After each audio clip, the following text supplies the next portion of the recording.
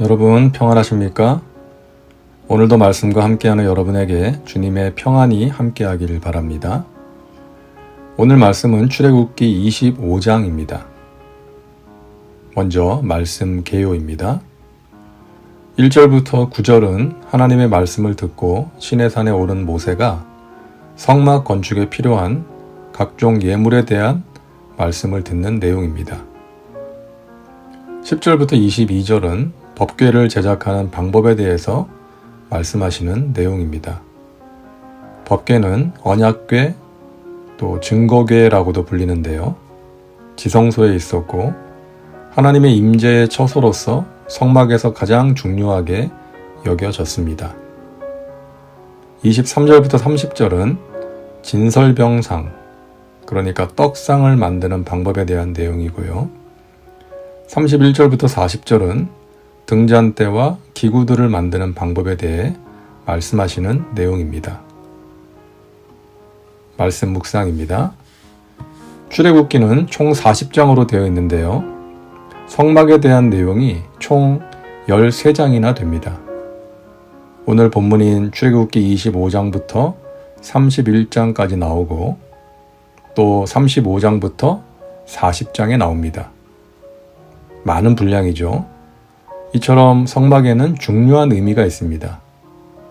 하나님께서는 모세를 시내산으로 부르셔서 성막을 만들 것을 말씀하시고 만드는 방법에 대해서 자세하게 말씀해 주십니다. 성막은 크게 세 부분으로 나눌 수 있습니다. 먼저는 성막 뜰입니다. 성막 뜰에는 번제단과 물두멍이 있습니다. 구체적인 내용은 이제 앞으로 차차 살펴볼 것이고요. 그리고 성소가 있습니다. 성소에는 세 가지가 있죠. 정면에 분향단이 있고 왼쪽에는 등대, 오른쪽에는 진설병상, 떡상이 있었습니다. 이 성소에 대해서는 나중에 37장에서 자세하게 살펴보겠습니다. 다음은 지성소죠. 지성소에는 법궤가 있었습니다. 언약궤, 증거궤라고도 하죠. 이 법궤에는 십계명 돌판과 아론의 쌍난 지팡이 그리고 만나 항아리가 들어 있었습니다. 오늘은 우리가 지성소에 대해서 생각해 보고자 합니다. 오늘 말씀 출애굽기 25장 10절부터 22절까지는 지성소에 있게 될 법궤를 만들라고 말씀하시는 내용인데요. 법궤 위에는 속죄소가 있었습니다. 천사 둘이 서로 마주보고 날개를 높이 펴서 덮고 있는 모양이죠.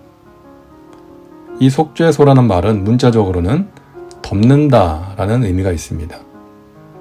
그러니까 백성들의 죄를 덮음으로써 하나님과 화목하게 된다는 것을 의미하는 것이죠. 지성소는 하나님 만나는 곳입니다. 하나님의 말씀을 듣는 곳입니다. 오늘 22절이죠. 거기서 내가 너와 만나고 속죄소 위, 곧 증거궤 위에 있는 두 그룹 사이에서 내가 이스라엘 자손을 위하여 내게 명령할 모든 일을 내게 이르리라.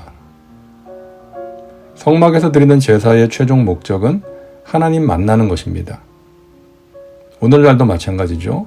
신앙생활의 본질, 예배의 본질은 하나님 만나는 것입니다. 교회에 다니는 것이 중요한 것이 아니라 교회 일을 열심히 하는 것이 중요한 것이 아니라 하나님 만나는 것이 중요합니다.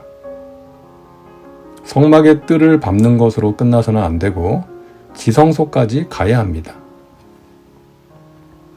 그렇다면 어떻게 하나님을 만날 수 있을까요? 가끔 이런 생각을 할 때가 있었습니다. 하나님께서 구약시대처럼 직접 귀로 들을 수 있게 말씀해 주시면 얼마나 좋을까. 답답한 상황을 만날 때, 무엇을 어떻게 해야 할지 잘 모를 때, 귀에 들리는 음성으로 하나님께서 분명하게 말씀해 주시면 좋을 텐데, 이런 생각 해보신 적 없나요? 그런데 하나님께서는 요즘은 그렇게 하시지 않으십니다. 외적인 음성이 아니라 내적인 음성이나 깨달음으로 말씀하시죠. 그런데 그것이 오히려 다행이고 은혜가 아닐까요? 왜냐하면 구약시대에 하나님께서 직접 음성을 들려주셨던 사람은 지극히 제한되어 있었어요. 제사장이나 선지자, 그리고 특별하게 부르신 몇 사람에게만 말씀하셨고 그들이 듣고 사람들에게 전달한 것이죠. 성막도 마찬가지입니다. 지성소에는 제사장도 못 들어가고 오직 대제사장만 들어갈 수 있었습니다. 그런데 예수님께서 십자가에서 돌아가셨을 때 성소와 지성소를 막고 있던 휘장이 위에서부터 아래로 찢어졌죠. 이제는 누구든지 은혜의 보좌 앞으로 담대하게 나아갈 수가 있게 된 거예요. 누구든지 하나님께 기도할 수가 있고 하나님을 만날 수가 있는 것이죠. 구약시대에는 하나님께서 말씀하셨을 때 그 말씀대로 순종하지 않으면 심판이 있었습니다. 아마 지금 우리에게 그렇게 하신다면 살아남을 사람 한 사람도 없지 않을까요? 하지만 지금은 그런 직결 심판은 없습니다. 깨닫고 회개하면 용서해 주시죠. 이런 면에서 하나님께서 오늘날 우리에게 직접 귀에 들리는 음성으로 말씀하시지 않는 것이 한편으로는 은혜라는 생각이 들기도 합니다. 분명한 것은 하나님께서는 지금도 우리를 만나주시고 말씀하신다는 것입니다. 왜?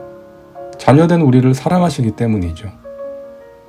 우리가 바른 길로 가기를 원하시고 우리가 올바른 선택을 하기를 원하시기 때문이죠.